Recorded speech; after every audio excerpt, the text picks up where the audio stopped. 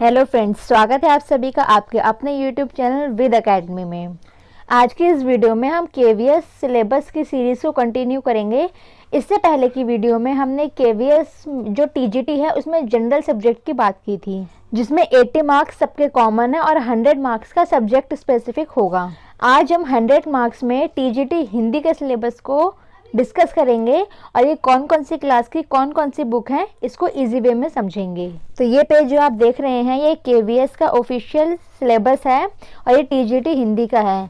इसमें सबसे पहले बताया गया है कि क्लास 6 से लेकर 10th की एनसीईआरटी और सीबीएसई पाठ्यक्रम में जो चैप्टर्स दिए गए हैं वो रहेंगे 6 to 10th के, लेकिन उनके जो गहन समझ है वो स्नातक स्तर की होगी, मतलब ग्रेजुएशन लेवल तक की आपको समझ के क्वेश्चन भी पूछे जा सकते हैं।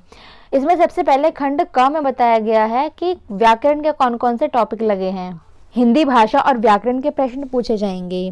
नेक्स्ट हमारा वर्ण व्यवस्था से क्वेश्चन पूछे जाएंगे, जैसे वर्ण, मात्रा और अक्षर के क्वेश्चन जो हम सभी करते हैं। ऋस्व, स्वर्ग, दीर्घ, प्लुत, कौन कौन से अंत्यस्थ, ये सब जो क्वेश्चंस है हिंदी वर्णमाला के वो क्वेश्चन पूछे जाएंगे।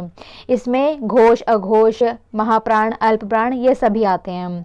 इसकी भी हमने वीडियो बना रखी है, आप डिस्क्रिप्शन बॉक्स में से लिंक ले सकते हैं। इसके बाद नेक्स्ट टॉपिक है वर्तनी और वर्तनी व्यवस्था। इसमें वर्ण स्तर पर, शब्द स्तर पर, वाक्य स्तर पर और वर्तनी की सामान्य अशुद्धियाँ कौन कौन सी है, जो बेसिक टॉपिक्स हैं इनसे क्वेश्चन पूछे जाएंगे। लेकिन इसका लेवल आपको देखना है कि वो ग्रेजुएशन लेवल का और हमें अच्छी समझ रखनी है। हमें बच्चों की बुक से पढ़ना है लेकिन अपनी समझ को बड़ा बनाना है। थर्ड टॉपिक में ये बताया गया है कि वर्ण स्तर पर कौन कौन सी गलतियाँ होती है, उसके बाद शब्द स्तर पर कौन कौन सी गलतियाँ होती है, फिर वाक्य में जो गलतियाँ होती हैं और वर्तनी में जो असामान्य अशुद्धि होती है उनसे क्वेश्चन पूछे जाएंगे। तो थर्ड टॉपिक भी बहुत इंपॉर्टेंट है। नेक्स्ट है संधि भेद। तो इसमें स्वर संधि, व्यंजन संधि, विसर्ग संधि, ये तो 3 कॉमन है। जो मेन टॉपिक जोड़ा है इन्होंने जोड़ा है हिंदी की अपनी संधियाँ, ये भी क्वेश्चन पूछा जाएगा। ये अलग से जुड़ा है तो इसको हमें अच्छे से करना है। इसके बाद शब्द भंडार और शब्द निर्माण के आधार पर प्रश्न पूछे जाएंगे, जिसमें शब्दों का वर्गीकरण किया गया। जैसे सबसे पहले स्रोत के आधार पर, उत्पत्ति के आधार पर, इतिहास के आधार पर, इन सबको हम डीपली डिस्कस करेंगे। इसमें तत्सम शब्द, तद्भव, देशज, आगत, संकर, ये सभी शब्दों के प्रकार आते हैं, तो ये टॉपिक्स हमें करने हैं। इसके बाद रचना के आधार पर हमें शब्द पता होने चाहिए कि मूल या फिर रूढ़ शब्द कौन कौन से हैं। व्युत्पन्न शब्द जिसमें यौगिक और योग रूढ़ आते हैं, तो हमें रूढ़ शब्द, यौगिक और योग रूढ़ ये टॉपिक भी करना ही रचना के आधार पर हो गया।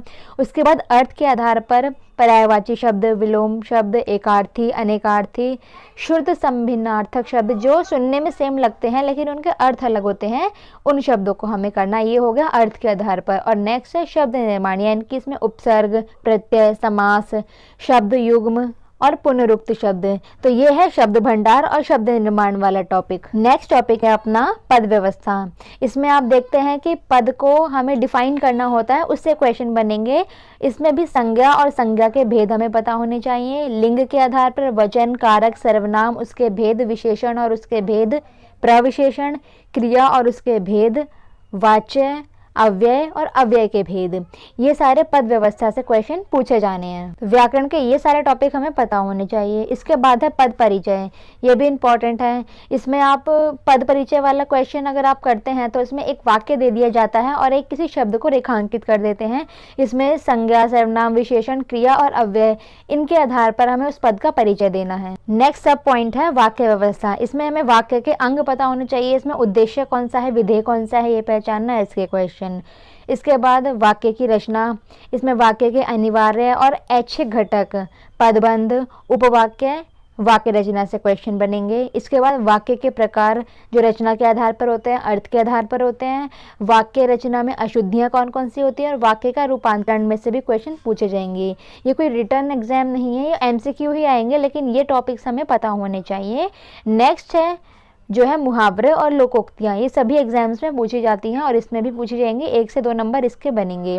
इसके बाद अलंकार वाला टॉपिक भी ऐड किया गया है और प्रॉपर कौन कौन से क्वेश्चन पूछे जाने हैं अलंकार से, वो अलंकार के नाम भी बताए गए हैं। इसमें अनुप्रास, पुनरुक्ति, यमक, उपमा, उत्प्रेक्षा, रूपक, अतिशयोक्ति और मानवीकरण। तो ये अलंकार हमें दिए गए हैं। इसके अलावा हमें केवीएस के लिए नहीं पढ़ना। ये बहुत अच्छा किया है इन्होंने, ये प्रॉपर बता दिया है। तो इन सिलेबस के अकॉर्डिंग हमें अपनी व्याकरण तैयार करनी है। ये खंड क है।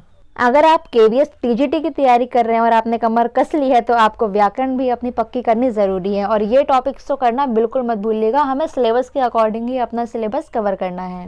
खंड क हमने कवर कर लिया है। अब खंड ख को हम नेक्स्ट वीडियो में करेंगे, जिसमें 6 to 10 तक की बुक्स का कंटेंट दिया गया है। तो उसे भी हमें कवर करना ज़रूरी है। जब एक बार हम उसको सिलेबस को याद कर लेंगे, उसके बाद अपनी तैयारी उसके अकॉर्डिंग ही शुरू करेंगे।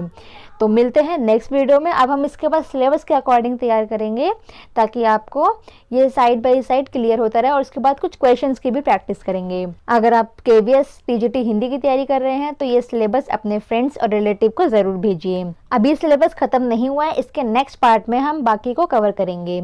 आप सभी का बहुत बहुत धन्यवाद। मिलते हैं नेक्स्ट वीडियो में।